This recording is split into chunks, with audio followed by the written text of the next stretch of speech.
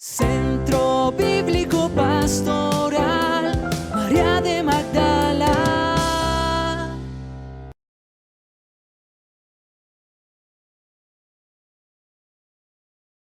Bienvenidos. Buenas noches, hermana. Buenas noches. Estamos hablando de los... Buenas noches, hermana.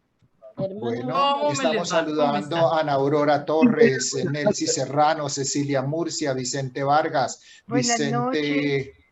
Vicente Velandia, Juan Ricardo. Hola, Juan Ricardo de Aparecida. Muy bien, muy bien. Bueno, Hola, profe. esto está genial. Muy bien. 28 y son las 7:00. Podemos empezar. En el nombre del Padre, del Hijo y del Espíritu Santo, cerramos todos nuestros micrófonos para no escuchar noticieros ni cosas de esas.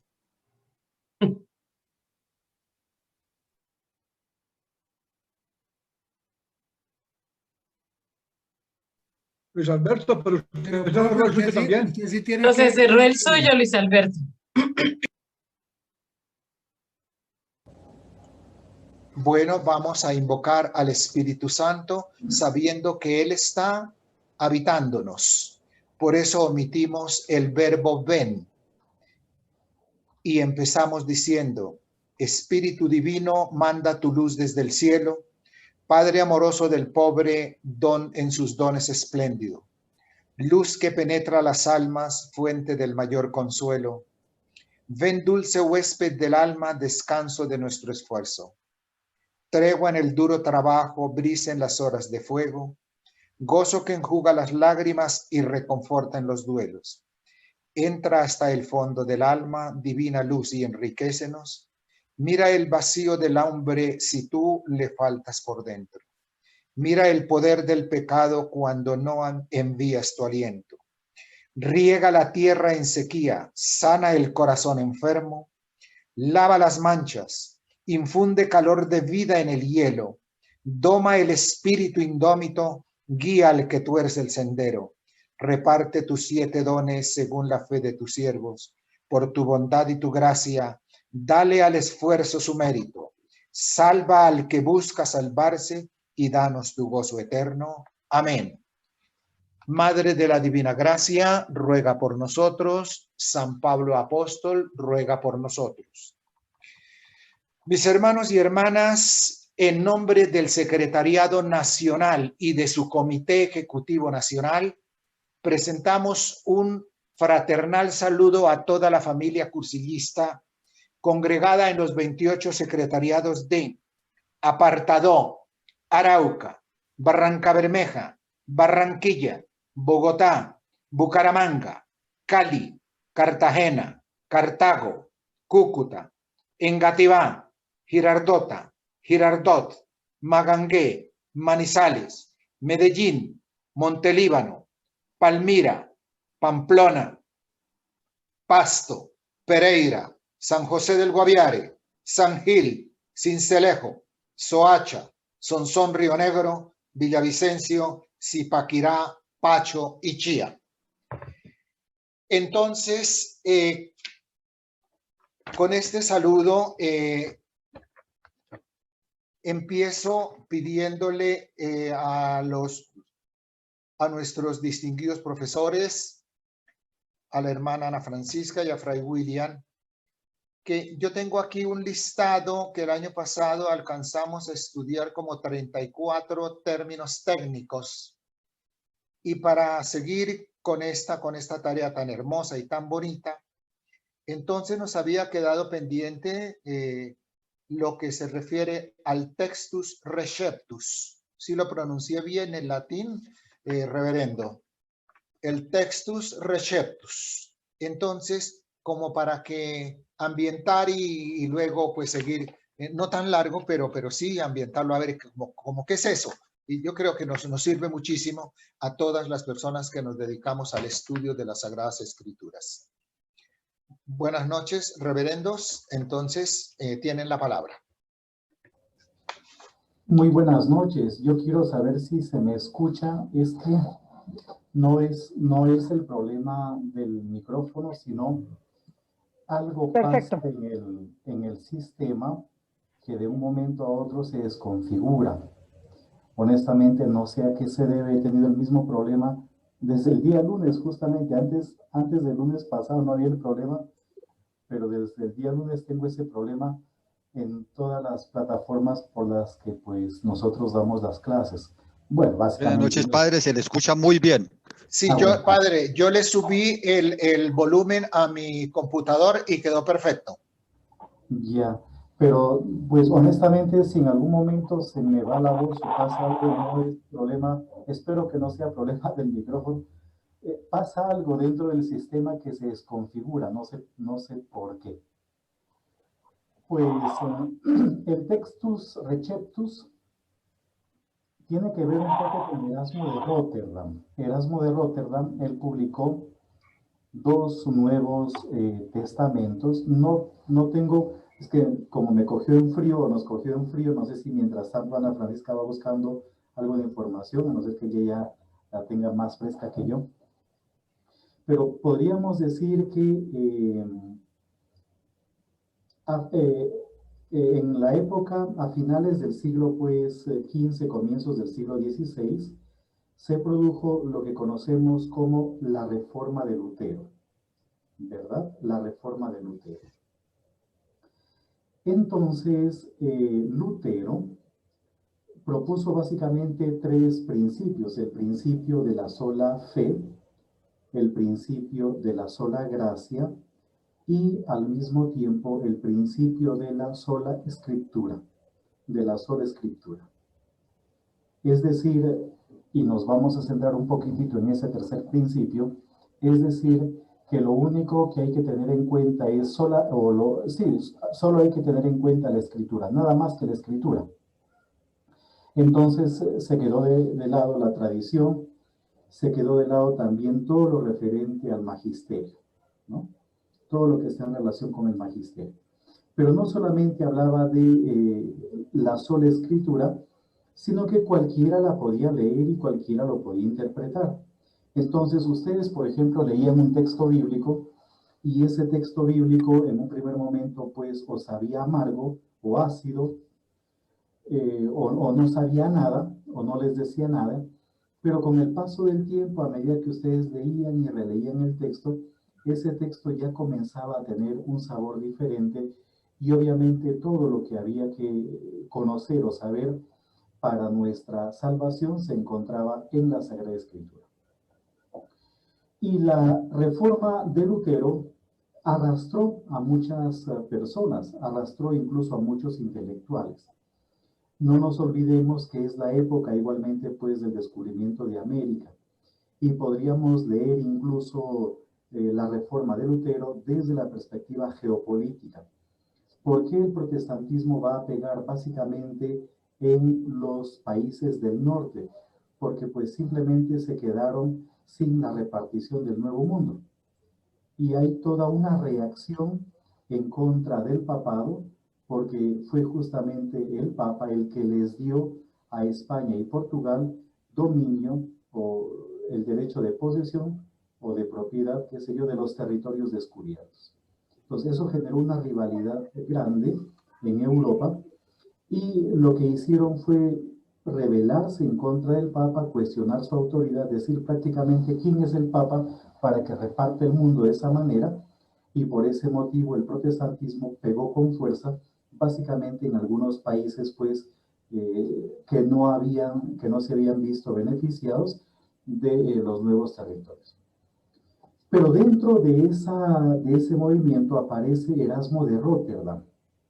No se olviden de ese nombre, porque los que estudian griego en la actualidad, por ejemplo, y Flor es una de nuestras alumnas, ahora ya está en el segundo nivel de griego, nosotros tenemos una pronunciación del griego, ¿no? Por ejemplo, el Ave María, ¿no? Jaire María, que Jaritomene, Joquirios Metasu, Eulogemene, Suinginaxi, Eulogemenos, Jocarposes, Coidías, Jesús. Digamos el Ave María, la primera parte del Ave María. Pues yo les he pronunciado el Ave María, que es una oración no tanto bíblica, aunque tiene elementos bíblicos. Pero si ustedes escuchan a un griego ya sea de Grecia o de Chipre o de Creta en este momento, él lo va a pronunciar de manera diferente a como yo lo he pronunciado. ¿Por qué motivo? Porque la pronunciación que yo tengo, que es una pronunciación académica, es una pronunciación reconstruida por Erasmo de Róterdam y se llama justamente la pronunciación erasmiana. Es la pronunciación erasmiana. Entonces, ¿qué hizo Erasmo? Y es importantísimo tener en cuenta a este personaje. Lo que él hizo en un primer momento, no recuerdo bien el año, a lo mejor Ana Francisca pues va poquito a poquito buscando la información, fue publicar el Nuevo Testamento, pero comparar el Nuevo Testamento griego, pero comparando distintos manuscritos. No recuerdo cuántos manuscritos, pero al mismo tiempo el texto que publicó es básicamente el famoso Textus Receptus, que literalmente se traduce como el texto recibido. El texto recibido. Entonces, es el texto recibido, pero que comienza ya a ser visto o analizado críticamente. Ahora, yo no les terminé de contar unas cositas cuando les estaba hablando de Lutero. Resulta que Lutero, cuando propuso este principio de la sola escritura, él también elaboró un canon de las escrituras, porque no había un canon oficial. Digamos que el canon medio oficial en la iglesia, cuando todavía la iglesia era unida, era el canon de Roma, el que fue planteado por el Papa Dámaso, San Dámaso, y que es justamente el punto de partida de la traducción de San Jerónimo. Para que San Jerónimo pudiese realizar la traducción, había que ver cuáles eran los textos considerados sagrados. Pero no era propiamente dicho un canon oficial, es decir, fue un canon que se terminó imponiendo más bien en la iglesia en la práctica. Después va a haber el otro concilio, el concilio de Trulo o Trulano, normalmente se le conoce como el sínodo o concilio Trulano, hasta la lengua se me traba para pronunciar esa palabra, el concilio de Trulo. Y en ese concilio nuevamente se va como a fijar unos textos, y ese es el último concilio de la Iglesia unida, pero con la Iglesia de Oriente. Gracias a ese concilio, nosotros, los católicos con los ortodoxos, tenemos casi el mismo canon. Y digo casi, y Ana Francisca seguramente me corregirá en un ratito, porque ellos, por ejemplo, tienen también el Salmo 151, cosa que nosotros no tenemos. Nosotros tenemos solamente 150 salmos. Aparte de estas declaraciones o de estos sínodos o concilios que les he mencionado, no había propiamente dicho una definición oficial sobre cuáles eran los libros de la Biblia. Entonces, en ese sentido, el papel de Lutero fue interesante, fue importante, porque Lutero dijo, a ver, un momentito, vamos a definir realmente cuáles son los textos.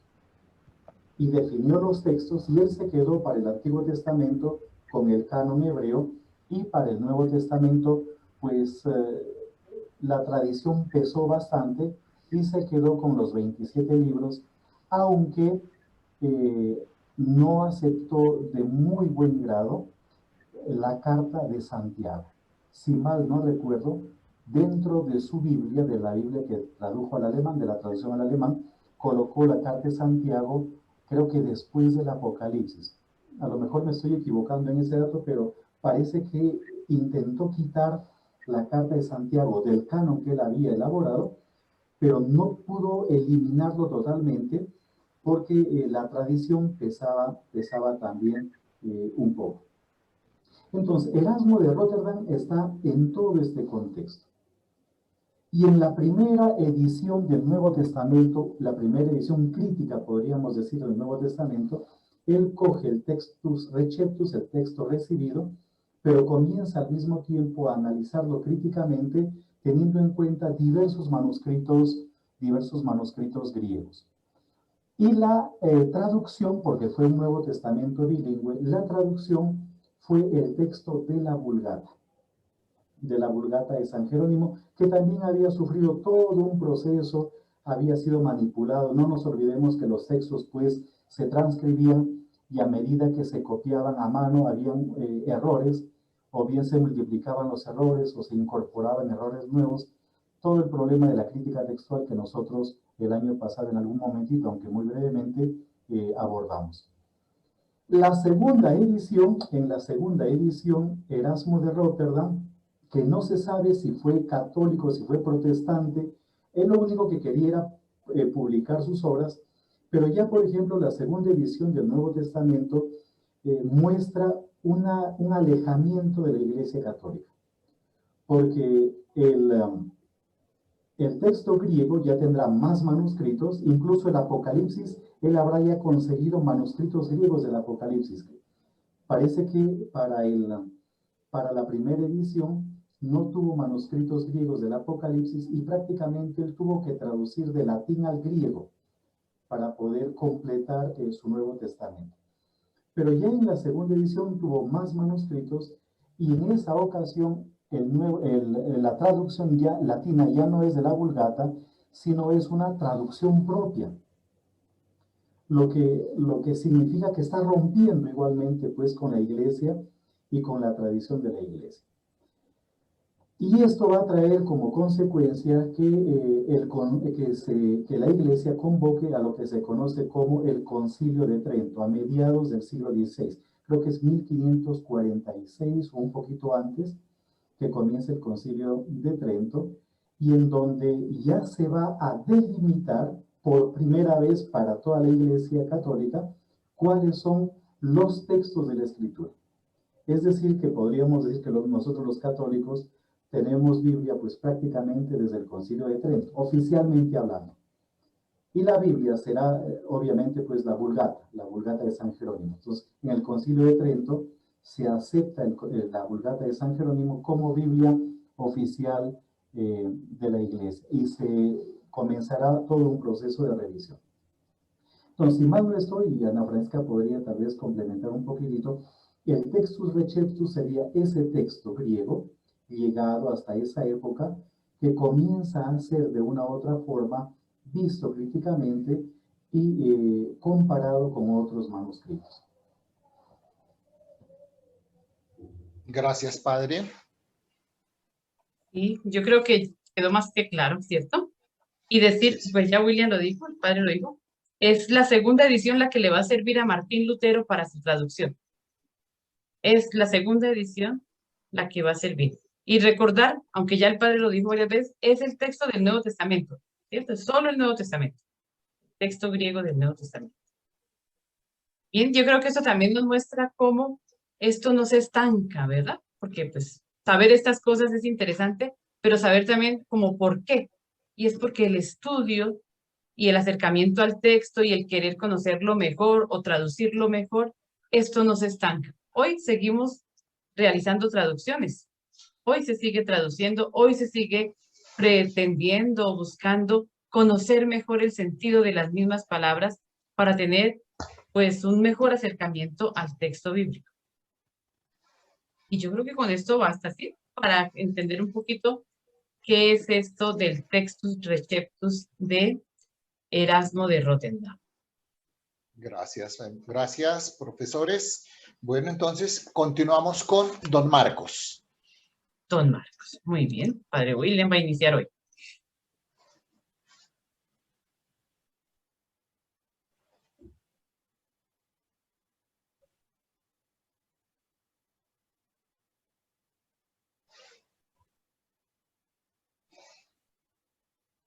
No tiene audio, pero ¿por qué lo apagó? Bien, ¿me escuchan ahora un poquitito? Entonces, la semana pasada les dijimos a ustedes que íbamos a abordar lo referente a la subida de Jesús a Jerusalén, o a la subida a Jerusalén. Entonces, yo voy a, de una u otra forma, mostrarles algunas cosas, básicamente pues la parte introductoria y no tan centrado en el Evangelio de Marcos, y la hermana Ana Francisca será la que ya abordará propiamente dicho el relato o los relatos que están en relación con la subida. Entonces, voy a proyectarles una lámina. Me avisan si están viendo. Aquí tenemos básicamente las vías importantes, los caminos importantes en la época de Jesús. Como ya les dijimos la semana pasada, esta línea morada que va bordeando el mar, por el norte del Sinaí, que viene por lo que hoy en día es Gaza, en esa época también Gaza, y que viene hasta Dor, pero que sigue incluso, llega por ejemplo hasta Antioquía, y luego sigue hasta Tarso, y luego ya va a empalmar para llegar hasta Filipos más o menos. Eso es lo que se conoce como la Vía Maris, o el camino del mar. Y luego esta línea roja que ven ustedes, que venía pues desde Mesopotamia, por acá, que venía por Damasco también, y que venía prácticamente por la parte oriental del río Jordán, todo esto, y que iba más hacia el sur, e incluso llegaba a Petra, y llegaba a la península arábiga y todo lo demás, es lo que se conoce como la Vía Regia, o el Camino de los Reyes. Esta línea marrón que están viendo ahora, identificada por el cursor, es la vía de la seda, el camino de la seda, que llegaba hasta China, la famosa vía de la seda. ¿Ya? Y luego, la semana pasada, les hablamos de cómo, por ejemplo, por Séforis, incluso un poquitito más hacia el sur de Séforis, estaba Armagedón, ¿sí? Armagedón, un poquito más hacia el sur. Por aquí venía un camino que unía la Vía Maris con Damasco. Pero existía toda una red de caminos, que unía justamente tanto la Vía Maris como la Vía Regia. E incluso por Jericó pasaban caminos que unían la Vía Maris con la Vía Regia, por Jericó. Vamos a ver ahora otro mapa. Por ejemplo, aquí tenemos en este mapa, lo voy a agrandar un poquitito más. Tenemos nosotros pues Jericó, aquí está. Y desde aquí había también caminos que llegaban hasta la parte costera. ¿Cuánto le costó? 9.000 pesos. Pues escucha regalado. ¿Y por qué no me compró a mí? ¿Ah? ¿Por qué no me compró a mí? Yo- ¿Eso es Minillo? No, en Monpar. Cerremos micrófonos, por favor, cerremos De micrófonos. negociar en la reunión. Paga el micrófono si le compran. Porque no estamos en la ruta de la seda. No estamos... Bueno, a ver. Que decía que, entonces miren, por Jericó, de Jericó pues habían caminos que se iban justamente hasta lo que hoy en día sería el Gaza, ¿verdad? En esa época también, cuando uno lee el relato de el eunuco etíope en el libro de los Hechos de los Apóstoles, en lo que tiene que ver con el diácono Felipe, ahí se lee muy claramente que este eunuco etíope está tomando el camino a Gaza. Claramente está yéndose quiere tomar la Vía Maris para irse obviamente pues a su tierra, para irse hacia su lugar de origen. Y normalmente por Jericó pasaban aquellos que no subían a Jerusalén por cuestiones religiosas. Normalmente Jerusalén era una ciudad netamente religiosa. Entonces, ¿para qué subir a Jerusalén? Si yo no soy judío, ¿qué tengo que subir a Jerusalén? ¿Por qué tengo que subir a Jerusalén? Por lo tanto, por aquí venían también los que recorrían la vía Maris, llegaban hasta Jericó, un bonito oasis, y desde aquí emprendían ya el camino sin pasar justamente por Jerusalén hasta Gaza, y de ahí empalmaban hacia el sur o hacia el norte, dependiendo, por la Vía Maris. Hay alguien que me está rayando el monitor. Ese que me está rayando el monitor esta noche no va a poder dormir. Yo iba a decir también que hay alguien que raya el monitor, qué raro. Cuando esté acostado me va a soñar a mí. Y no solamente a mí, sino que también va a soñar al eunuco etíope, porque justo en ese momento que hablaba de él, el monitor fue rayado. Entonces, volvamos nuevamente a lo que les estaba comentando. Entonces, Jericó, fíjense que se convirtió en una ciudad muy importante, porque por aquí también pasaban caminos que unían tanto la vía Maris como la vía Regia. Ahora, la semana pasada nosotros ya les presentamos el relieve. No sé si se acuerdan ustedes. Y sí. Jericó está a unos 300, no recuerdo en este momento, pero creo que son 350 metros bajo el nivel del mar. Y Jerusalén está a unos 750 metros por encima del nivel del mar. Por lo tanto, entre Jerusalén y Jericó hay un desnivel de aproximadamente unos 1100 metros. 1100 metros. Y más o menos entre Jerusalén y Jericó hay un promedio de unos 30 kilómetros en línea aérea, ¿verdad? En línea aérea, unos 30 kilómetros. Ya si uno fuese pues por el aire, digamos, trazase una línea por el aire, entre Jerusalén y Jericó habría unos 30 kilómetros de distancia. Eso significa que en 30 kilómetros ustedes tienen un desnivel de por lo menos 1100 metros, un desnivel de 1100 metros. Y eso, perdón, Fray William, y eso también es hablar de temperatura, ¿no es cierto? Porque por cada 100 metros es un grado, sí. Es un grado. Pues honestamente no sabría decirle cada cuánto aumenta, pero por ejemplo... Cada 100 metros. Cada 100 metros hay un grado de diferencia. Sí, lo que sí le puedo decir es que Jericó casi siempre, casi todo el año es caluroso. Ahora, hay que tener en cuenta otras cosas también, de que estamos en Judea. Y Judea El desierto. es desierto, el famoso desierto de Judea. Es más, por ejemplo, el famoso desierto de Judea. Entonces, en los desiertos, los climas son extremos. En el día, ustedes pueden tener 40 grados de temperatura, hasta más grados. En alguna ocasión, nosotros estuvimos por el Mar Muerto y salimos del auto y no soportamos ni un minuto fuera del auto, tuvimos que meternos. El auto tenía aire acondicionado, claro. Tuvimos nuevamente que meternos, fue terrible. Yo no sé a cuántos grados habremos estado en ese momento, a orillas del Mar Muerto. En Jerusalén, por ejemplo, en el invierno cae nieve. Ahora, no cae mucha nieve, cae un poquito de nieve, y por lo menos esa nieve es por 2 o 3 días como máximo, pero más de 3 días nunca, ¿no? Más de 3 días nunca. Entonces, el invierno más frío que puede haber en Jerusalén traerá consigo 3 días como máximo de nieve.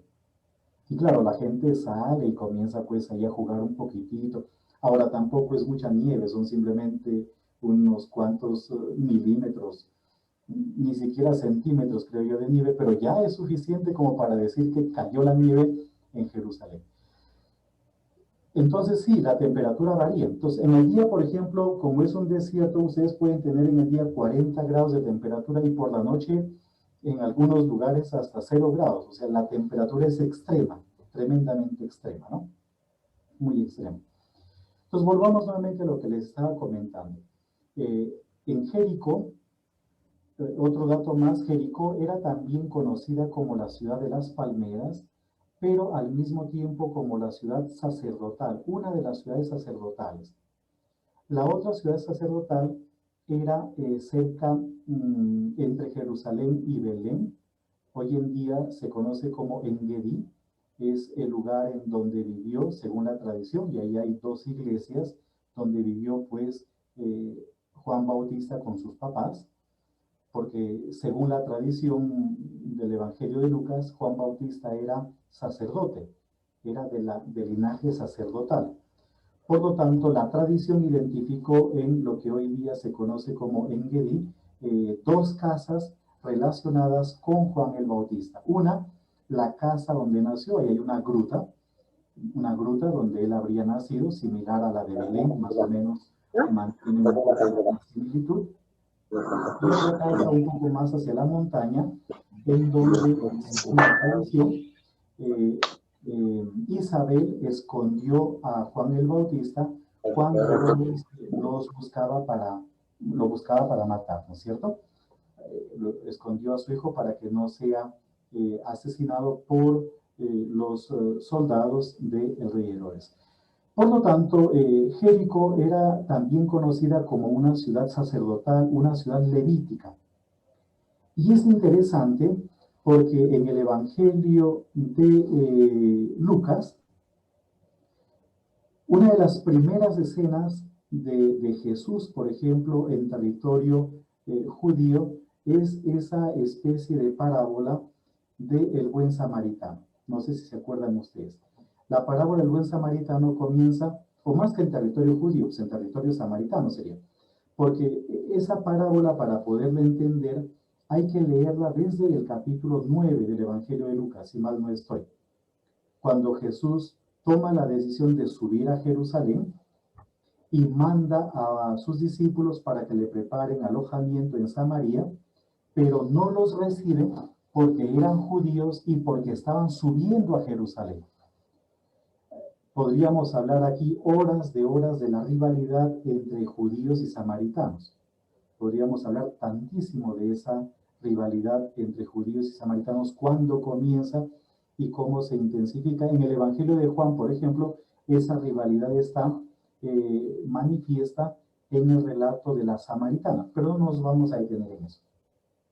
Entonces, los hijos de Zebedeo, como no les habían dado alojamiento en Samaria, le dicen a Jesús que pida para que baje fuego del cielo y los achicharre a esos que no les dieron alojamiento. Pero Jesús les reprende y se van a otro pueblo. Entonces, fíjense que después de esa escena viene el relato del buen samaritano. Del buen samaritano. ¿Y qué cosa es lo que nos dice? Un hombre bajaba de Jerusalén a Jericó. Yo lo digo medio de memoria, ustedes pueden corroborar el texto allí.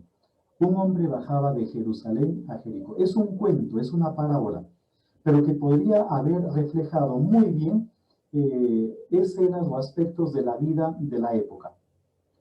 Porque como ya les he comentado, desde Jerusalén hasta Jericó había un promedio de 30 kilómetros. Normalmente se bajaba por el Wadi Kel, que es un cañón donde hay un riachuelo de agua. En alguna ocasión nosotros fuimos caminando desde Jerusalén hasta Jericó y nos demoramos casi todo un día bajando. De subida habría sido terrible. Nosotros bajamos, salimos como a las 7 de la mañana, creo que del convento, 7 u 8 de la mañana, y llegamos como a las 5 de la tarde a Jericó. Ahí ya cogimos un bus y nos llevó nuevamente hasta Jerusalén. ¿Ya? Pero sí, hemos caminado, o sea, yo he caminado por ese famoso Wadi Kel. Ahí está cerca de Jericó el monasterio de San Jorge, San Giorgio Cosiva. Pero también ya frente a Jericó justamente está el monasterio que recuerda las tentaciones de Jesús. O sea, Jericó también está, según la tradición, relacionado con las tentaciones de Jesús. Pero volviendo nuevamente a esa parábola del buen samaritano, nos dice que un hombre bajaba de Jerusalén a Jericó. Y por el camino, y en el camino fue maltratado por unos asaltantes que lo dejaron medio muerto o medio vivo. Y esto que les digo no es juego de palabras, o sea, es real. O medio muerto o medio vivo. Ya se darán cuenta de por qué hablo de esa manera. Entonces, ¿cómo se llamaba este hombre? El texto no lo dice, pero lo podemos adivinar, ¿verdad? No nos olvidemos que es un cuentito, pero que podría haber sido un hecho real. Es como si yo les contase a ustedes un cuento de un robo en Transmilenio. Entonces, yo les cuento algo, pero lo que yo les cuento es ficción. Pero esa ficción puede pasar en la vida cotidiana. Es decir, que en ese camino de Jerusalén a Jericó, habían zonas que eran muy solitarias, en donde se escondían efectivamente ladrones. Cuando, por ejemplo, los guardias en Jerusalén perseguían a alguien, algún ladrón, lo perseguían hasta cierta parte. Normalmente lo perseguían hasta Betania. Más allá de Betania ya no se iban. Por aquí está Betania, ¿no? Por este lado, Betania. O por este lado lo perseguían hasta un poquito más allá del monte Scotus. Después ya no lo perseguían, ya dejaban que se vaya, pues, el ladrón o el revoltoso, quien sea. Es decir, que no había una cobertura militar por toda la zona. Por lo tanto, esa parábola del buen samaritano podría reflejar hechos históricos, ¿ya? Podrían ser hechos históricos. Entonces, volvamos nuevamente, pues, a la parábola, y nos dice que un hombre bajaba de Jerusalén a Jericó, fue asaltado. El texto no nos dice cuál es su nombre, pero lo podemos adivinar. No nos dice cuál es su edad, pero lo podemos adivinar. No nos dice si era soltero, casado, pero lo podemos adivinar también. No nos dice nada sobre ese hombre, pero lo podemos adivinar por lo que ya en un ratito les voy a comentar. Y nos dice que por casualidad, por ahí también bajaba un sacerdote. Y nosotros podemos adivinar el nombre del sacerdote, podemos adivinar su edad, podemos adivinar si era casado o no era casado, si tenía hijos o no tenía hijos. Pero es interesante porque este sacerdote está yéndose a Jericó, después obviamente de haber cumplido con los cultos recomendados por la ley en Jerusalén. Y después habla de un levita. Fíjense que esa parábola del buen samaritano grafica muy bien la realidad de Jericó. Entonces, Jericó era una ciudad sacerdotal. Vivían sacerdotes. Vivían allí levitas, o sea, personas que estaban en relación con el culto en Jerusalén. Y nos dice que el que fue asaltado bajaba. Por lo tanto, tenía que haber sido igualmente o un sacerdote, o un levita, o un judío piadoso. Y podemos adivinar cuál es su nombre. ¿Cuál podría haber sido su nombre? O sea, no el nombre exacto, pero si este fuese, por ejemplo, un hecho histórico, medio que podríamos intuir cuál podría haber sido su nombre. Podría haberse llamado, no sé, un nombre judío, ¿ya? Ariel, Salomón, Leví, qué sé yo. Esos habrían sido los nombres que habría tenido este hombre. Y nos cuenta después, o entra en escena después, un samaritano, ¿verdad? Pero ¿por qué mete a un samaritano? Justamente porque el samaritano es un enemigo. Y no nos olvidemos que un poquitito antes del pasaje del buen samaritano está la escena de cómo no les dieron entrada a ellos en Samaria. Entonces, está poniendo como ejemplo a un enemigo y coloca como protagonista de su relato a un enemigo. Pero también es perfectamente normal que un samaritano hubiese estado por estos lados. Porque parece que el samaritano, si nosotros leemos atentamente el texto, parece que el samaritano podría haber sido un comerciante. De ahí que cuando al final, cuando llega a la posada, le dice al posadero, si gastas de más, yo te lo pagaré a mi regreso. Entonces, fíjense cómo ese cuentito del buen samaritano nos permite entender muchas cosas. Por un lado, la realidad de Jericó. Nos permite entender de cómo por Jericó pasaban caminos importantes. Es más, el mismo Herodes tenía también un palacio en Jericó. Ahí se han encontrado, los franciscanos son los que están haciendo trabajos de excavación, han encontrado unos mosaicos preciosísimos, hermosísimos. Y en la actualidad, en Jericó, los franciscanos tienen una escuela de restauración de mosaicos. Enseñan a los muchachos, a los jóvenes, a restaurar mosaicos. Es un trabajo hermosísimo el que hacen los franciscanos. Ahí también está en Jericó la iglesia del Buen Pastor, ¿no? Del Buen Pastor. Es un lugar cargado de tradiciones. Ahí también está ese milagro de Elías que cambió el agua, que es agua que provocaba abortos a las mujeres, pues fue saneada por Elías, un milagro de Elías. entre otras cosas más. Ana Francisca conoce mucho más de Jericó, obviamente. De Eliseo, el milagro es de Eliseo. Eliseo, perdón, de Eliseo. ¿Ya? Ana Francisca nos va a contar muchas cosas más de Jericó. Entonces, es simplemente para familiarizarnos sobre la importancia de este relato. Ahora, vamos a ver aquí la curación del ciego de Jericó. Según Marcos, porque según Mateo no es uno, según Mateo son dos. Y según Lucas es uno, pero no como en el caso de Marcos, que es cuando Jesús está saliendo de Jericó, sino antes de que entre en Jericó. Porque en Lucas va a aparecer el relato de Zaqueo, de este Zaqueo que quería ver a Jesús y que no podemos tildarlo de alguien ladrón, para nada, sino que es alguien que quiere en realidad comprometerse también con la propuesta de Jesús. Porque el relato de Zaqueo en el Evangelio de Lucas, ¿cómo termina?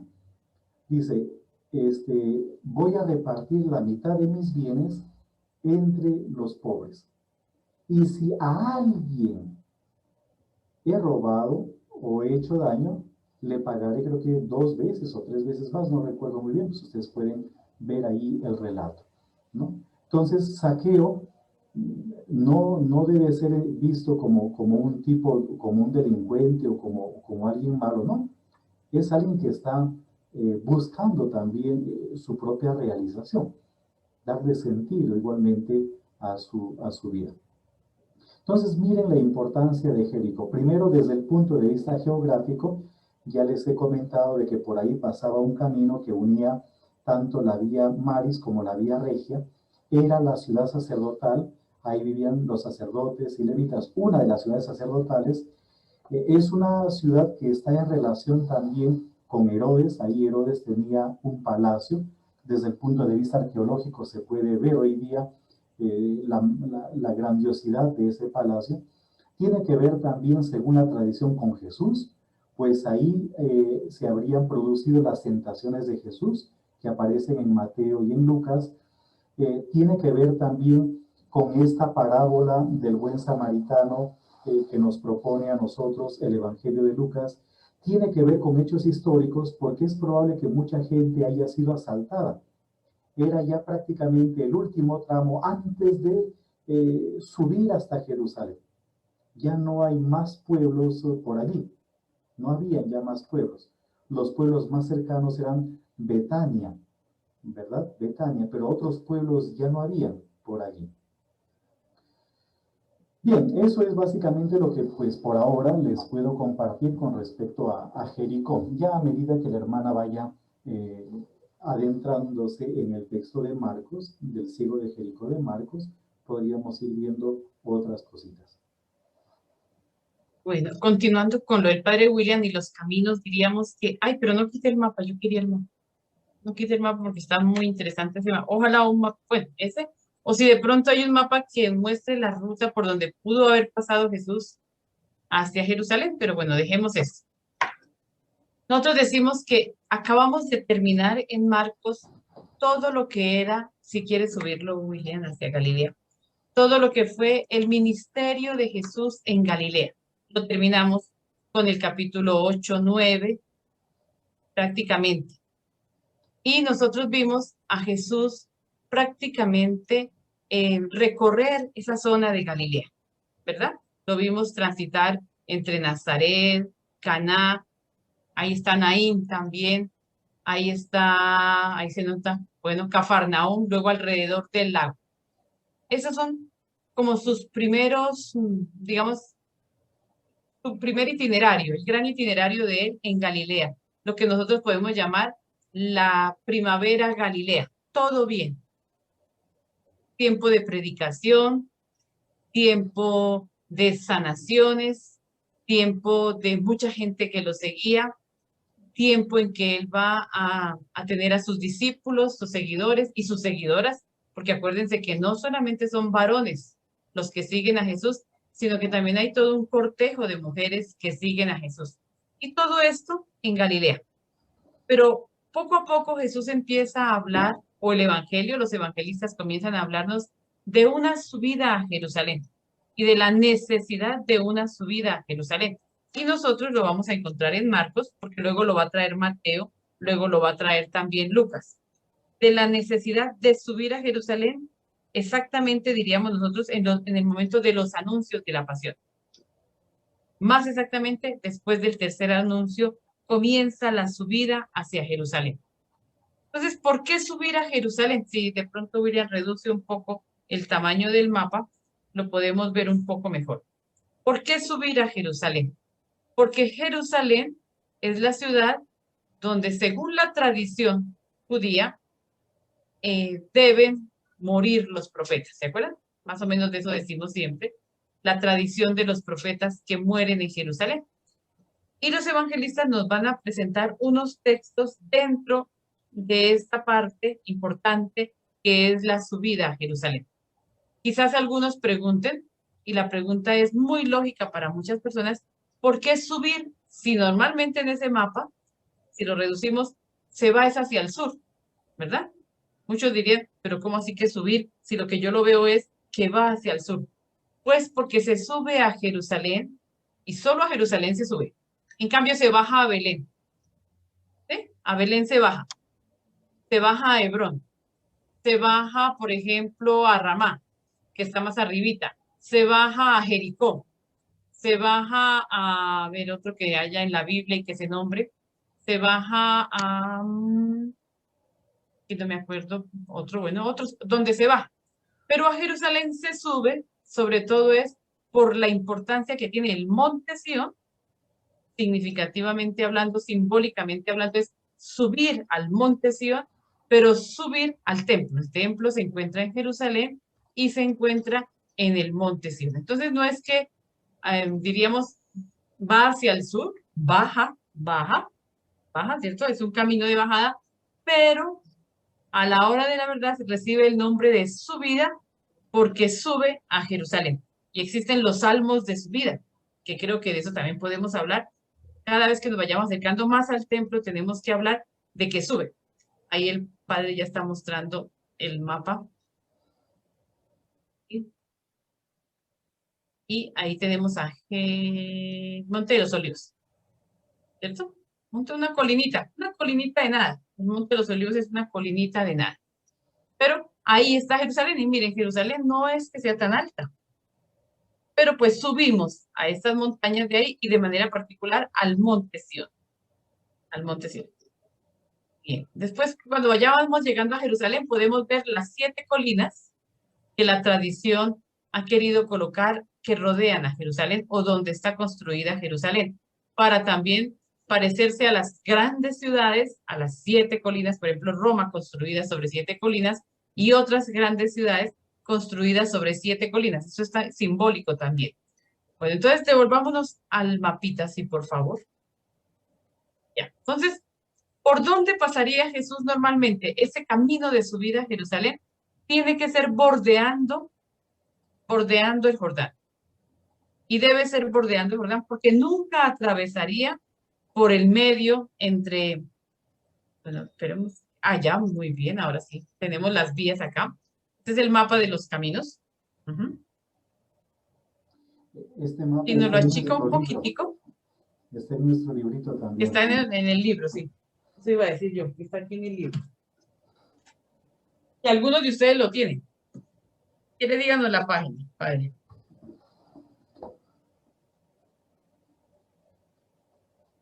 Exactamente. El inicio donde están las vías y los caminos. Creo que es la página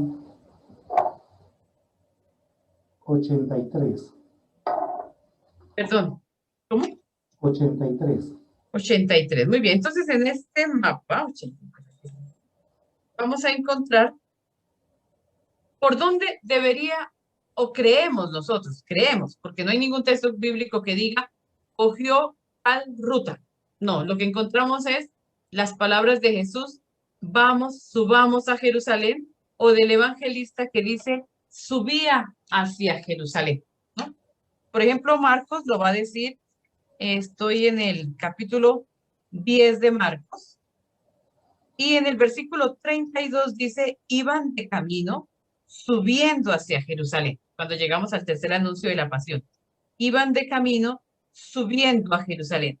Ya estamos encaminados, enrutados hacia la capital religiosa, hacia la capital de Jerusalén, hacia el lugar donde deben morir los profetas, ¿cierto? El lugar donde mueren los profetas. Entonces, posiblemente, algunos dicen que se pudo haber venido por el lado oriental del Jordán. ¿Cierto? Ahí hay una ruta por el lado oriental. Esa que baja acá. Y pasa aquí, pasa a Jericó y luego baja a Jerusalén, o sube a Jerusalén. O que pudo haber venido por el lado occidental del Jordán. Pero esto era como casi imposible, diríamos nosotros, porque estaban los samaritanos y el problema con los samaritanos no era tan fácil y entrar a las ciudades samaritanas se convertía en todo un problema para los judíos. Entonces, para evitar conflictos y conflictos que podrían ser un poco duros, diríamos que podrían ir hasta la muerte, quizás, ¿cierto? Porque el odio que se tenían era muy grande. Entonces, preferían muchos, o las caravanas, tomar la otra ruta, la ruta del otro lado del Jordán, por donde nosotros transitamos muchas veces hoy en día, prácticamente que esa es la ruta que nosotros cogemos para bajar hacia Petra, un poquito más cerquita, y vamos bordeando y vamos viendo, siempre que vamos por ahí, vamos viendo del otro lado lo que alcanzamos a ver, y uno sabe que del otro lado está Israel. Bien, entonces desciende a Jerusalén, a Jericó, y Jericó, con todo lo que ya nos dijo el padre William, es una ciudad muy importante. Es imposible no pasar por Jericó.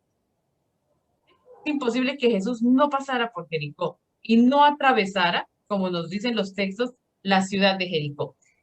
Por ejemplo, si vamos a Zaqueo, o si vamos ahorita a Bartimeo, que lo vamos a ver, dice que llegó a Jericó, por ejemplo, en Bartimeo. Pero vámonos a Lucas para ver a Zaqueo. Yo los invito para que vayamos al capítulo 19 y vemos a Zaqueo.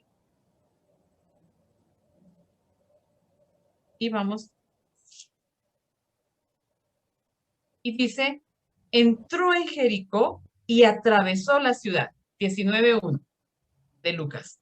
Entró a Jericó y atravesó la ciudad. ¿Por qué? Porque había puestos a la entrada de la ciudad y a la salida de la ciudad. Era muy importante Jericó. Entonces, todavía hoy, bueno, últimamente nosotros no lo hemos hecho así, pero nosotros cuando yo vivía ahí, uno podía entrar bajando bordeando el Jordán, uno podía entrar por ese lugar. Había como una especie de entrada, ahí había una estación militar para dejarnos entrar y había otra que nos permitía y nos dejaba salir. Algo como lo que debió haber hecho Jesús, atravesando Jericó. Dicen muchos, y cuentan pues los relatos que se han encontrado extrabíblicos, que como esta ciudad era tan estratégica, por allí pasaban muchos rabinos itinerantes. Jesús no es el único rabino itinerante. Como él hay otros rabinos itinerantes que siguen esta ruta del norte, porque Tiberíades es muy importante, que descienden del norte y bajan a Jerusalén, o que suben o que van hacia el norte o que van hacia el sur. Diríamos, transitaban por Jericó. Entonces, mucha gente salía al borde de los caminos en Jericó. Aquí el padre nos está mostrando, por ejemplo, ahí donde él está indicando en esa foto, nosotros tenemos ahí el monte de la cuarentena, el monte de las tentaciones. Uy, qué hermosa vista. Muy bien, casi que parece que fuéramos en el funicular. En el teleférico, perdón, no en el funicular, en el teleférico. Pues ahí a su izquierda, a su derecha, perdón, ustedes encuentran el monte de las tentaciones y ahí ven cómo es esa ciudad verde, porque es un oasis. Jericó es un oasis.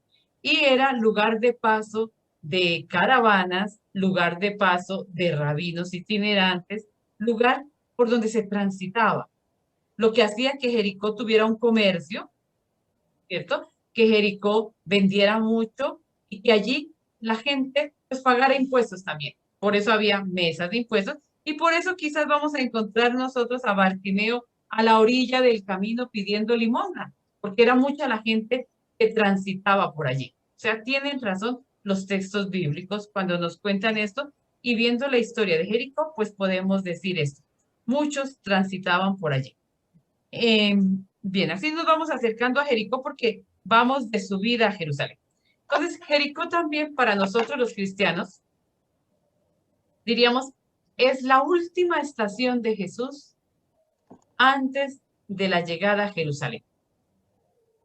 Por consiguiente, allí van a aparecer unos discípulos importantísimos. Y uno de esos discípulos será Bartimeo. Otro discípulo de Jericó será Zaqueo, porque acuérdense que estos dos hombres, no solamente es que a uno lo sana, por ejemplo a Bartimeo, o que a Zaqueo entra Jesús en la casa de ellos, sino que también se constituye en un lugar de llamado vocacional. Casi siempre pensamos que los discípulos siguieron a Jesús o encontraron a Jesús y se hicieron discípulos a la orilla del lago de Galilea. Y nos olvidamos de los discípulos de Jericó. Entonces, vamos a hablar de dos en particular. Puede que leyendo los evangelios encontremos muchos más. Dos decididos, Bartimeo y Zaqueo. Y dos discípulos que si los comparamos con los discípulos de la primera hora, nos sorprendemos. Quedamos sorprendidos porque nos enseñan muchísimo para nuestra vida. Bueno, no sé si William quiere decir algo más antes de que entamemos ya el texto de El ciego de Jericó, de Bartimeo. Una cosita que no les comenté y que también, me hizo recordar, mirando aquí las láminas, son las famosas murallas de Jericó. No sé si se acuerdan, las murallas de Jericó, y ese fue justamente uno de los lugares, el primer lugar conquistado, pues por los que entraron en la tierra prometida. Ahí hay todo un sistema de espionaje, hay todo un sistema pues de una estrategia militar también, y según el relato de Josué, como los sacerdotes que tocaban los cuernos en torno a las murallas de Jericó hicieron que las murallas cayesen. Solo que desde el punto de vista arqueológico eso parece que nunca existió, o sea, eso no es verdad. Comenzando porque nunca han existido murallas de las dimensiones que cuenta la Biblia, y en segundo lugar porque cuando los judíos poblaron ese lugar ya estaba en bastante tiempo deshabitado, por bastante tiempo deshabitado, por lo menos unos 100 años ya había sido como abandonado. Entonces, cuando los judíos conquistaron la tierra prometida, entre comillas, en algunos casos parece que fueron alianzas, en otros casos fueron escaramuzas militares, y en otros casos fueron simplemente poblar ciudades que habían sido abandonadas, y parece que Jericó era justamente una de ellas, una de esas ciudades. Si ustedes entran al blog van a encontrar algunos documentales, uno de ellos es sobre la arqueología y la Biblia y habla concretamente de Jericó. Es un oasis muy interesante. Ahí producen, incluso en la actualidad, pues producen plátano, fruta, dátiles, es la ciudad de las palmeras, producen mucho dátil. Los mejores dátiles son de Jericó. Verduras también producen mucha verdura. Sí, y los mejores dátiles efectivamente son los de Jericó. Bien, podríamos decir que en el Antiguo Testamento es una ciudad también muy importante. Ya el padre William nombraba a Elías y a Eliseo. Ellos son los profetas de esta zona. Allí es donde Elías prácticamente llama a Eliseo. Es en esta región donde Eliseo se hace discípulo de Elías. Es allí donde Elías le deja el manto a Eliseo. Allí saliendo de Jericó, Elías deja su manto a Eliseo y le deja su poder. Es allí donde Eliseo transforma o sanea las aguas que, como decía padre William, hacían abortar a las mujeres. Eso ustedes lo van a encontrar en el libro de los Reyes. En el libro de los Reyes, en el segundo libro de los Reyes, capítulo 2, van a encontrar esto del agua. Y hasta el día de hoy allá en esta parte de Jericó ahí donde está el agua, diríamos el pozo más importante de Jericó, y de donde sale el agua para alimentar la ciudad, ahí hay un letrerito que dice que Eliseo saneó las aguas de Jericó. Entonces aquí está el padre William también mostrándonos todo lo que son las ruinas de Jericó. Pero vamos, en los minutos que nos quedan, a mirar el texto bíblico de Bartimeo. Entonces, solamente un pequeño los mosaicos, sí. Pero estoy buscando un mosaico en particular que es como el representativo. El de la menorá. Sí, ese y otro. Pues mientras tú estás hablando ahorita, a lo mejor yo voy proyectando. Todo esto es de Tel el Sultán, en Tel el Sultán. Bien, entonces vámonos a Bartimeo. Yo los invito para que miremos el texto bíblico en el capítulo 10 de Marcos, versículo 46. Aquí, ahí, el árbol de la vida, sí. Este mosaico es solo que se ve muy pequeño, una preciosidad. Es un mosaico a base de piedritas pequeñas. Piedrecitas pequeñas. Que mostraba la importancia de Jericó, sí. La escuela de mosaicos. Y ese es como el mosaico más representativo, o uno de los más representativos. Bueno, disculpa, por favor. Entonces vamos al texto bíblico. Mucha atención porque, acuérdense, es en Marcos. En Lucas será Zaqueo. En Marcos es Bartimeo. Y los dos tienen nombre. En Marcos es Bartimeo. Bartimeo es el último discípulo. El último que después que el texto bíblico va a decir, seguía al Señor. Entonces vamos a mirarlo con atención. Llegaron a Jericó y cuando Jesús salía de allí con sus discípulos y un gentío considerable, se imaginan uno al rabino pasando por el medio de la ciudad y con mucha gente que lo sigue, Bartimeo, hijo de Timeo, un mendigo ciego, estaba sentado al costado del camino. Al oír que era Jesús de Nazaret, se puso a gritar, Jesús, hijo de David, ten piedad de mí. Muchos lo reprendían para que se callase, pero él gritaba más fuerte, Hijo de David, ten piedad de mí. Jesús se detuvo y dijo, llámenlo. Llamaron al ciego diciéndole, ánimo, levántate que te llama. Él dejó el manto, se puso en pie y se acercó a Jesús. Jesús le dirigió la palabra. ¿Qué quieres de mí? Contestó el ciego, Maestro, que recobre la vista. Jesús le dijo, vete, tu fe te ha salvado. Al instante recobró la vista y escuchen bien cómo termina el texto. Y le seguía por el camino. ¿Qué quiere decir esto? Que subió con él a Jerusalén. Porque lo que sigue después es ya a Jesús en Jerusalén. Entonces, que lo acompañó los 35 kilómetros que distan de Jericó a Jerusalén, que lo acompañó por este camino, o que se unió al grupo de discípulos. Ahora vamos a detallarnos en unos elementos importantes. El evangelista quiere poner en evidencia.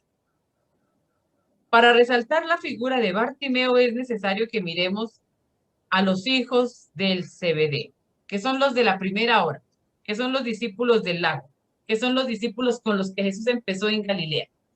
Y contrastan con este ciego o casi ciego o que era ciego y no veía ahorita, ¿cierto? O que había visto y ahora estaba ciego, con este hombre de Jericó. Yo no sé qué buscar. Pero me pierdo. Bueno, entonces de Jericó. A ver, entonces llegamos aquí y hay una pregunta que Jesús le hace a Bartimeo. La pregunta a Bartimeo es, ¿qué quieres de mí? Y es exactamente la misma pregunta que Jesús le hizo a los hijos del Zebedeo. Ellos llegaron, nos vamos a ir hacia atrásito, un poquito en el 10:35. Se le acercaron los hijos de Zebedeo, Santiago y Juan, y le dijeron, Maestro, queremos que nos concedas lo que te vamos a pedir. La pregunta de Jesús es, ¿qué quieren de mí? Es la misma pregunta que le va a hacer a Bartimeo. ¿qué quieres de mí? Ahora vamos a ir como poniendo en paralelo las respuestas. Los hijos del Zebedeo contestaron, concédenos sentarnos en tu gloria, uno a tu derecha y otro a tu izquierda. Y la respuesta de Bartimeo fue, Rabuní, que recobre la vista. ¿Cierto? Uno diría, oiga, qué cosa tan maravillosa como lo muestra Marcos. Marcos nos quiere decir, esos otros, los hijos del Zebedeo, que desde Galilea venían con el Señor, que tuvieron mucho más tiempo para estar con Él y conocerlo, que atravesaron Galilea, que descendieron, que van rumbo a Jerusalén, no han entendido todavía qué es ser discípulo. No han entendido, lo único que les interesa que es quién se sienta a la derecha, quién se sienta a la izquierda.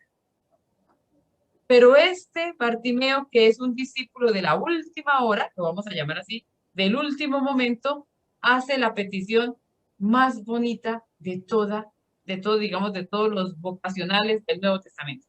Cuando hablamos de vocacionales, no estoy hablando de monjas ni curas, estamos hablando de todo cristiano. Sí, es todo cristiano que es llamado a seguir al Señor. Todo cristiano que se pone en camino discipular. Todo cristiano. Aquí nosotros, nadie hace un camino especial. Todos estamos llamados a hacer el camino del seguimiento. Y la respuesta de Bartimeo es que recobre la vista. Si sus Biblias no dicen que recobre la vista, no son buenas traducciones. Si sus Biblias dicen que vea, no son buenas traducciones, ¿cierto, Fray William? Porque lo que deberían decir es que recupere, que recobre la vista. Y ojalá que todas sus Biblias digan eso, que recobre la vista, es decir, él veía. Y lo que aquí ahora quiere es ver mucho más. Y ya vamos a explicar un poquito el verbo que aparece acá, anableso, ¿cierto? Yo creo que el Padre nos va a hacer toda esta explicación de ese verbo, porque es importantísimo. ¿A qué hace referencia ese recuperar la vista? Entonces, mientras los discípulos que fueron de los primeros piden eso, Bartimeo pide algo más, distinto. Mientras los discípulos de la primera hora quieren sentarse, Bartimeo, que estaba sentado, se pone en pie. O sea, esto es puesto aquí para que haga contraste, para que nosotros podamos decir, vea, hola, interesante. Porque la cuestión del seguimiento no es por el tiempo que llevemos siguiendo a Jesús, sino por la intensidad del seguimiento. Igual podríamos decir para ustedes que son cursillistas, ¿verdad? No es por la cantidad de años que ustedes lleven como cursillistas. Ustedes pueden llevar, no sé, desde la fundación. ¿Cuánto llevan? Más de 70 años, ¿cierto? Que cumplieron el año pasado, ¿fueron 70? O algo así. O menos. ¿No? ¿Alguien no me dice? ¿Tuvieron una fiesta? Más o menos. Sí, 7 décadas, 7 décadas. Sí. 70, por eso, entonces 70. Entonces, 7. no es por la cantidad de años que lleven en el movimiento, no. Es 70, por eso. No es porque empezaron, bueno, si alguien empezó a los 10 años como cursillista y que tenga 80, no es porque empezó cuando empezó el movimiento. No, es por la intensidad de vida y lo que le ha aportado para su vida, es decir, para ver más allá. Porque aquí tiene que ver es esto. ¿Qué clase de visión es la que está pidiendo Bartimeo? Muchas veces hemos leído el texto solamente como un ver, un simple ver, pero el verbo que emplea, que ya lo está buscando el Padre allá, el verbo que emplea el texto bíblico es mucho más. Mucho más. Mucho más. Entonces, mientras los primeros piden una sillita para sentarse, ocupar un puesto de honor, porque ellos no saben todavía qué van a Jerusalén, ¿cierto? Un puesto de honor, estar bien sentaditos, e incluso en los otros evangelios, en Mateo, no son ni siquiera ellos los que piden el puesto, sino que es la mamá, ¿no? Es la mamá la que está metida ahí pidiendo el puesto para los hijos, buscando las influencias. O sea, esto contrasta con Bartimeo. Un hombre ciego, que no posee nada, pero que tiene un nombre hermosísimo. Se llama Bartimeo. Bar quiere decir hijo en arameo. Y Timeo quiere decir honor.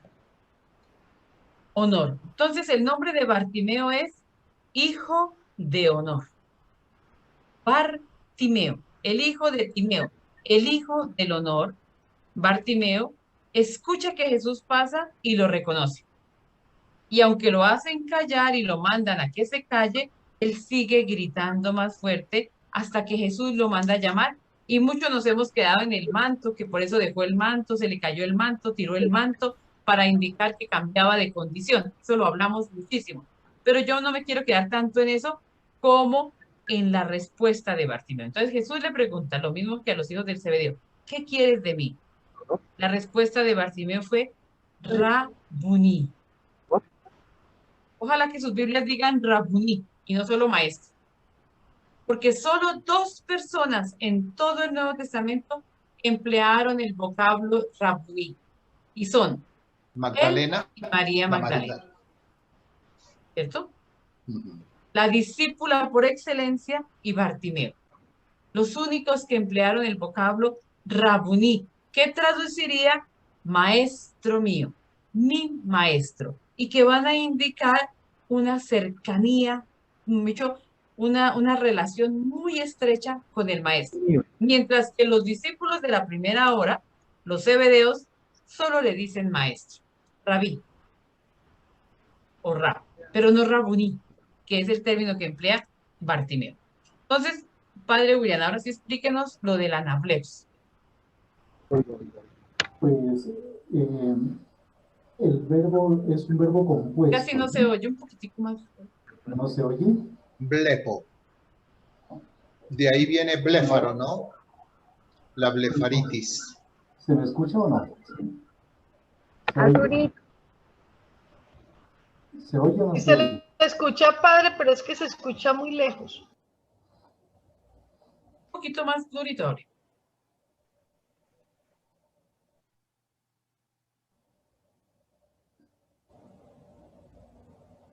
Aquí, por si acaso, mientras el padre va ubicando su micrófono, ¿ya? Blepo. Está aquí, a ver, en la primera, segunda, ya. ¿Se me escucha un poco más o nada? Un poquito mejor, sí. Sí, mejoró. ¿Se mejoró? Sí, mejoró.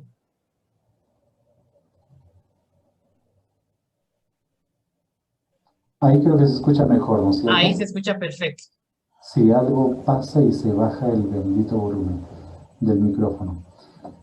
Entonces, como les comentaba, el verbo anablepo es un verbo compuesto del verbo blepo y de la preposición aná. Y aná, aquí tengo la preposición, significa como adverbio, la palabra aná, arriba, hacia arriba, pero como preposición, que sería nuestro caso, que acompaña al verbo, que modifica el verbo, significa también hacia arriba, significa también sobre, significa a través de, todo eso significa también encima, todo eso significa la preposición aná. Padre, ¿Sí? una preguntita. Sí. Mire, si usted nos permite volver a ver el término blepo. Uh-huh. Blepo. Sí, aquí lo veo. ¿Dónde está? Por aquí. El verbo anablepo. Blepo. Entonces, esa raíz ble es lo mismo que blefaritis. El bléfaro, el párpado. Uh-huh. Sí, en anatomía, ¿no? Sí. Sí, entonces eso tiene que ver, pues, obviamente, con toda la región de los ojos. Es probable, sí. Pero el verbo blepo significa ver, mirar, observar, levantar, volver a ver, todo eso significa blepo. Ahorita, si quieren, lo podríamos ver. Entonces, el verbo anablepo, que es el que se utiliza ahí, es el resultado de la preposición ana con el verbo blepo. Y significa todo esto: alzar la vista, contemplar, recobrar o recuperar la vista, remirar, volver a abrir los ojos, levantar la mirada también. Levantar la mirada, tener o llegar a tener la capacidad visual, elevar los ojos al cielo también significa mirar hacia arriba. Todo eso es lo que significa, pues, el significado de este verbo anablepo, que como ya les hemos comentado, es la combinación de la preposición ana más el verbo blepo. Pero para que veamos qué significa blepo, vamos a buscar el verbo. Pero espere, William, mientras tanto, que es un momentito acá, porque para decir, esto es lo que está pidiendo Bartimeo. O sea, lo que Bartimeo está pidiendo es mirar, pero hacia arriba. Mirar más, ver más allá. Podríamos traducirlo como una mirada espiritual, si ustedes quieren. No es un simple ver. Quizás veía. Por eso le dice que quiero recuperar, es de ver mucho más. Y esto es como una invitación a los discípulos. Si los discípulos son tan cegatones, ¿cierto? O somos tan cegatones y nos faltan tener como lentes que nos ayuden a ver más allá.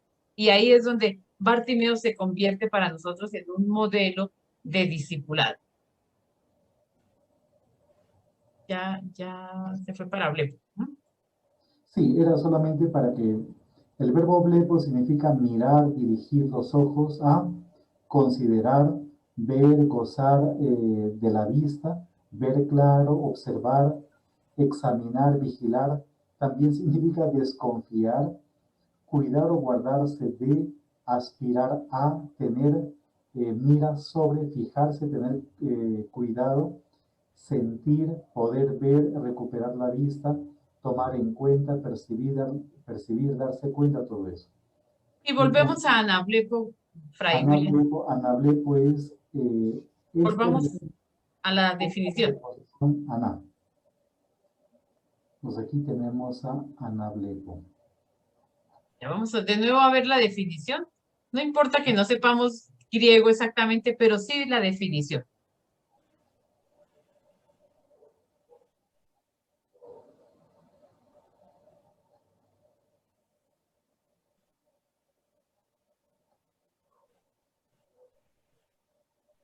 Porque entenderíamos aquí la importancia o por qué Marcos quiere ubicar a este discípulo aquí justico, antes de que lleguemos a Jerusalén.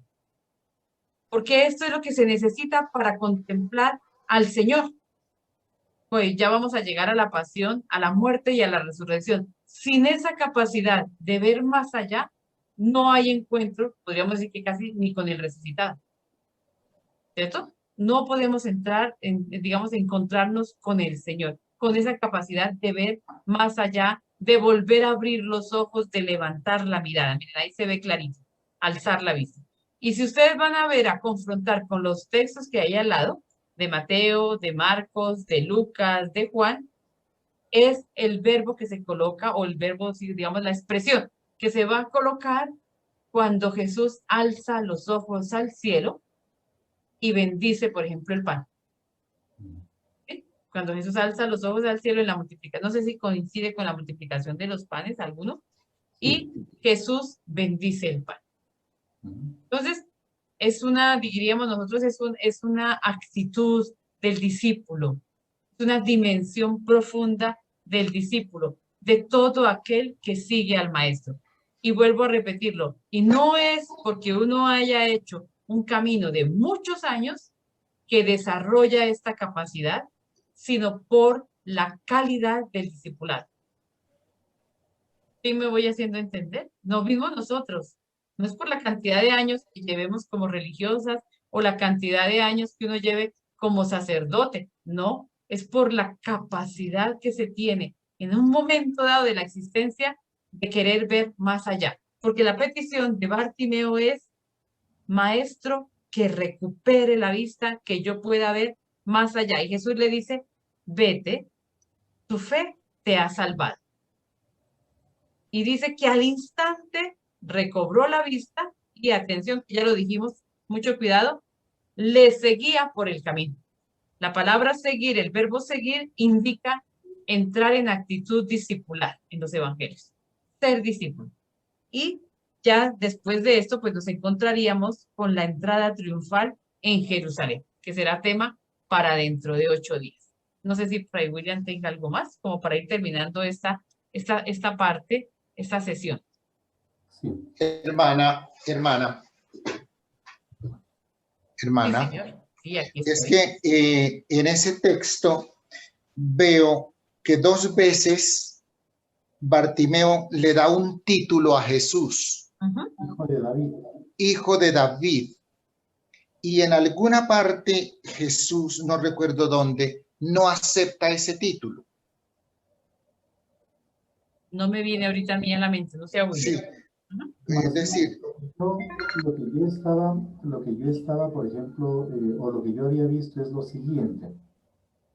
hola, En el versículo Hola. 1 de Marcos, padre, en el versículo 1 de Marcos, amigo. aparece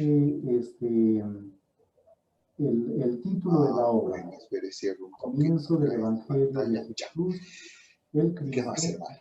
Hijo de Dios, ¿verdad? Hijo de Dios.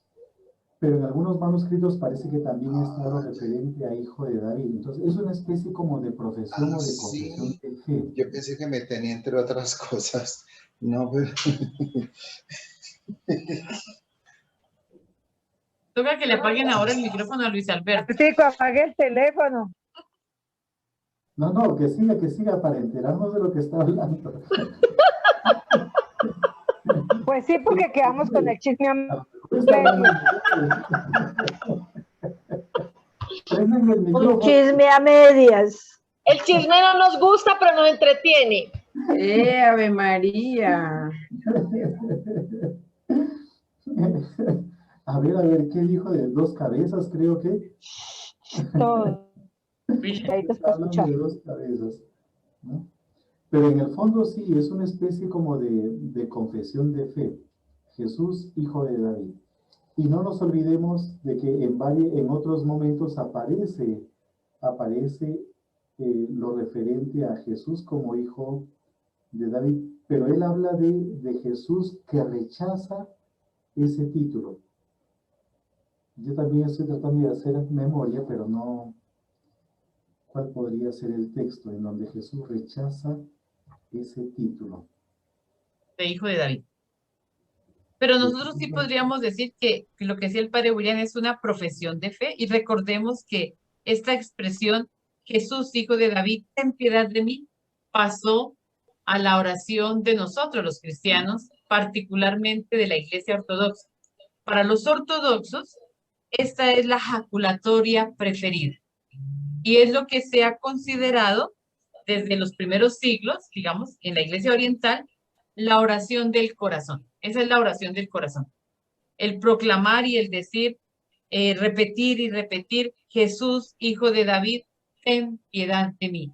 Jesús, hijo de David, ten piedad de mí. Si ustedes han leído algunos, El peregrino ruso, ahí lo van a encontrar, ¿verdad? Van a encontrar cómo este peregrino que está en búsqueda del Señor, pues quiere encontrarlo y va por muchos lugares, encuentra muchos maestros y ninguno le llena, hasta que un starets le enseña la oración del corazón.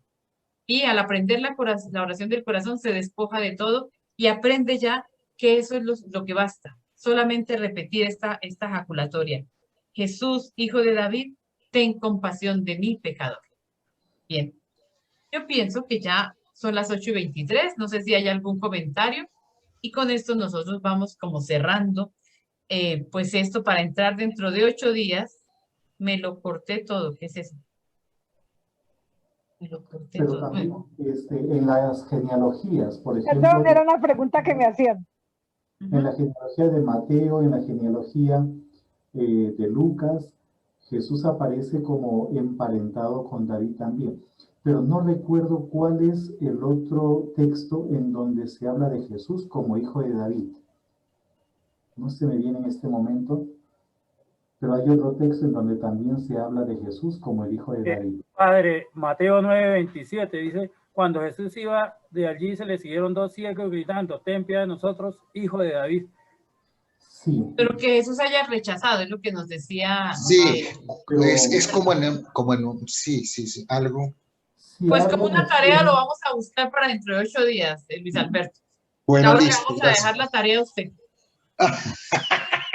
Bueno, listo, pues ya lo tendré, porque siempre he tenido ese conflicto, ¿no? El por qué Jesús no aceptaba títulos. Sí. Y que el único que aceptaba era el ser hijo del hombre. Sí. Bueno, entonces dentro de 8 días nosotros vamos a entrar a Jerusalén con Jesús. Vamos a hablar de la entrada triunfal, de esa entrada que llamamos triunfal nosotros a Jerusalén, y vamos a estar ya en el ministerio en Jerusalén. Entonces pasamos del ministerio en Galilea, la subida a Jerusalén, segunda gran parte, y estaríamos en una parte que podemos llamar el ministerio de Jesús en Jerusalén. Y la última semana, como nos la va a traer Juan, la última semana, la semana en Jerusalén. Aquí habría un detallito, y es que en Marcos Jesús sube solo una vez, en Mateo Jesús sube solo una vez, en Lucas Jesús sube solo una vez a Jerusalén, mientras que en Juan él sube muy seguido. Ya cuando lleguemos al Evangelio de Juan vamos a ver que a Jesús le fascina ir a Jerusalén, en el Evangelio según San Juan. Madre y Hermana, reverendo. una pregunta, hermana. Sí, Juan Ricardo. Buenas noches. Muy buenas noches. Veo que aquí también sucede algo que es como recurrente, que los evangelistas como que tratan de mostrar que aquel en el que se obra el milagro como que no hace caso. O sea, no es que haga caso para mal, pero Jesús le dice vete y en vez de irse lo que hace es que lo sigue. De igual manera, en otros milagros, Jesús les dice vaya, no se lo cuente a nadie y va y le cuenta a todo el mundo. ¿Por qué Marcos o los evangelistas en general hacen tanto énfasis en ese, como en no hacer caso a Jesús en esas cosas? No sé. A ver, el padre William va a contestar. No, si no yo contesto, pero contesta el padre William. Como dijo Luis Alberto, eso también es una de las interrogantes que tengo yo. Y ojo, la palabra interrogante en el Perú es femenina, no como en Colombia que es masculina. Pero en el caso es decir, yo creo que es como la fuerza de la gracia que ha recibido, que no permite que uno guarde prácticamente eso que aconteció en su vida como un secreto, sino que lo comparte con los demás también.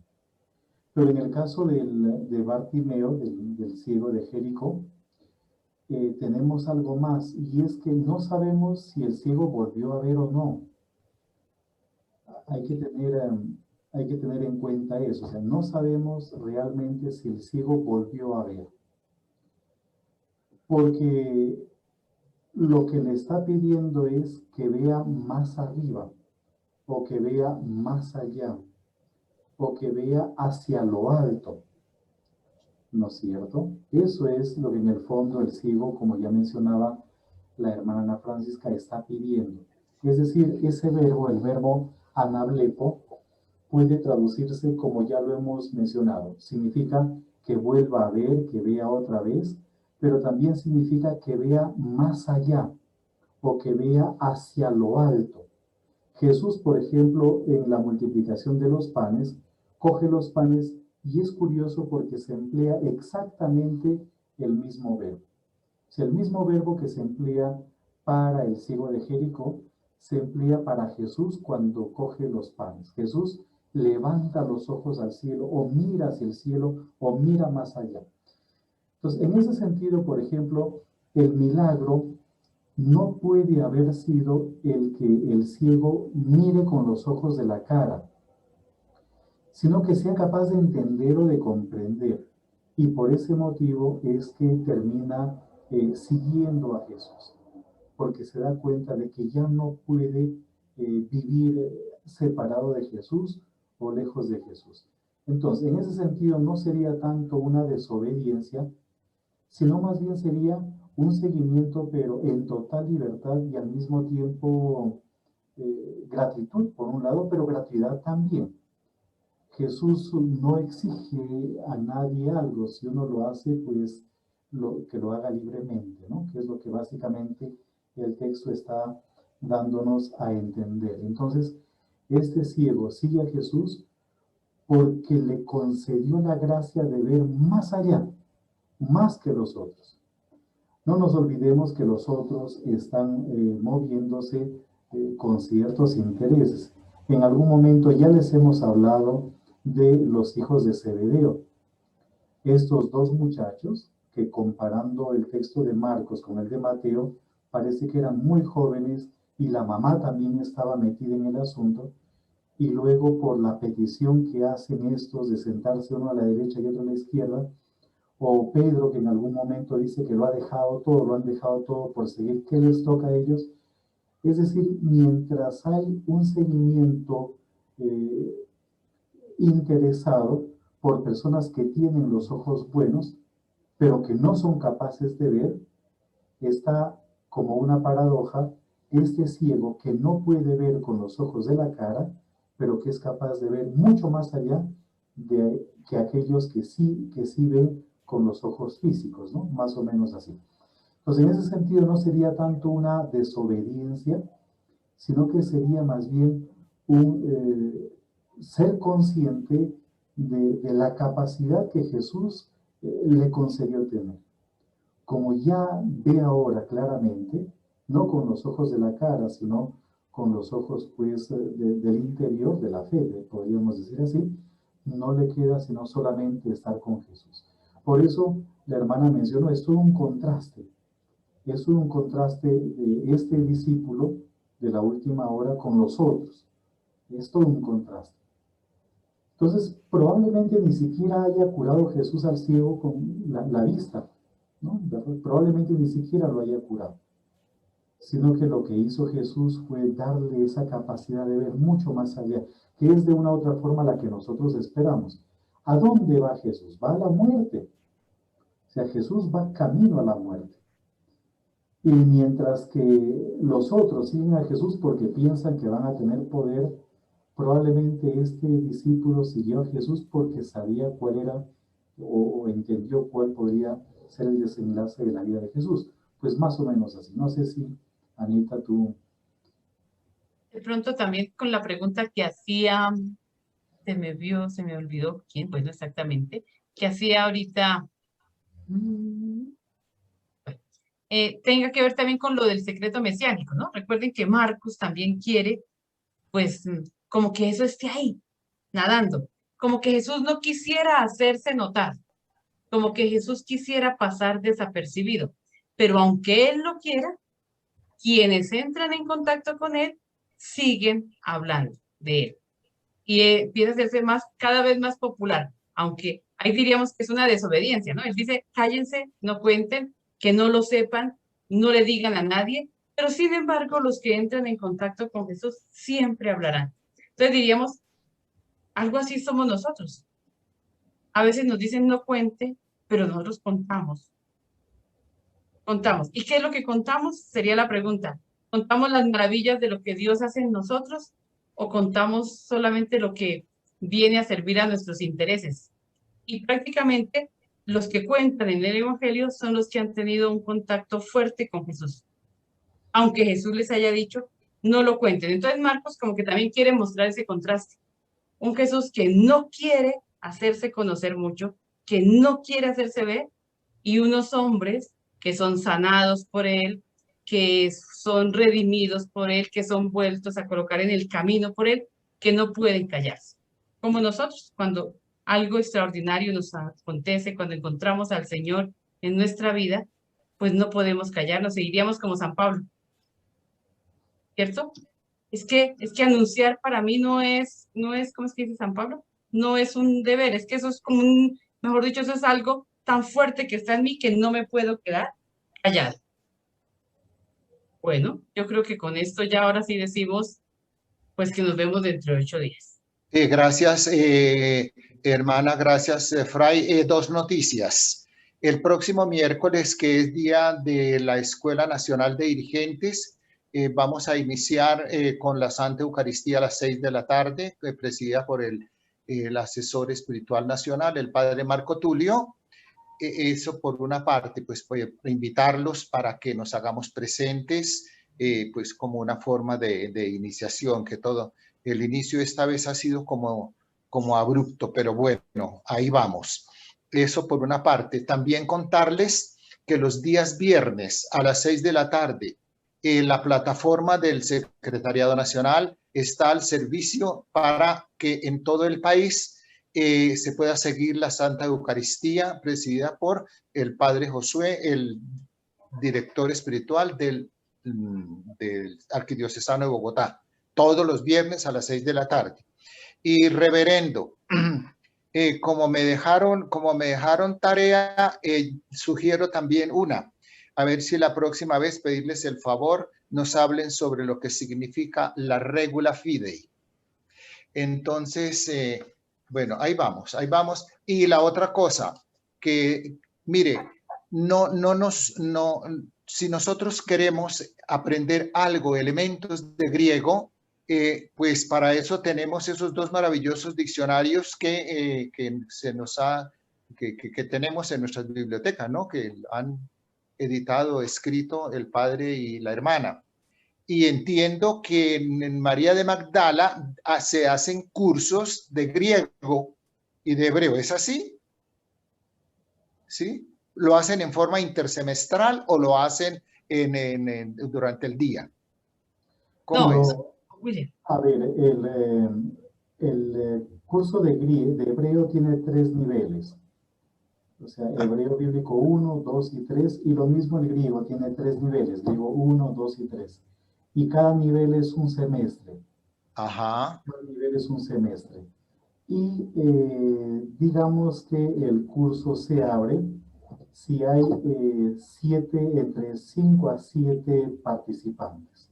Todos los semestres. Es decir, que todos los semestres, si hubiesen, por ejemplo, 5 alumnos para cada curso, los 3 cursos de hebreo y de griego se abrirían.